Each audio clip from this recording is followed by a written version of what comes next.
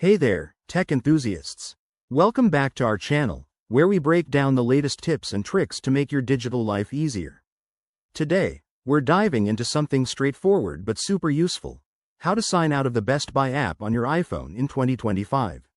Whether you're sharing your phone, switching accounts, or just wanting to boost your privacy, knowing this step-by-step process is essential. Let's jump right in. First things first, make sure you have the Best Buy app installed and updated to the latest version on your iPhone. This ensures you're following the most current interface, as apps can change with updates. To get started, unlock your iPhone and locate the Best Buy app icon on your home screen or in your app library. Give it a tap to open the app. Once the app is open, you'll land on the main dashboard.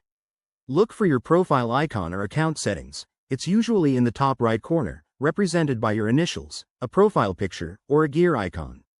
Tap on that to access your account options.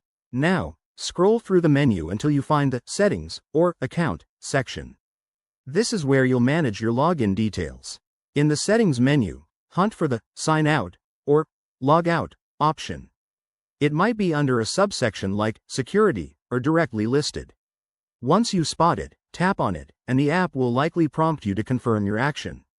This is just a safety measure to prevent accidental logouts. Go ahead and confirm. Tap Yes or Sign Out on the pop-up. And just like that, you're signed out.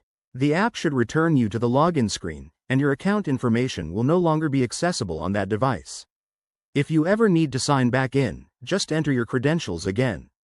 A quick tip: always sign out when using public devices to protect your personal data. Also, if you run into any issues, double-check for app updates or restart your iPhone. These simple steps often resolve glitches. There you have it, folks.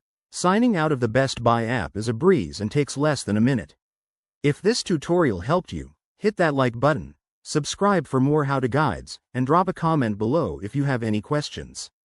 Thanks for watching, and we'll see you in the next video.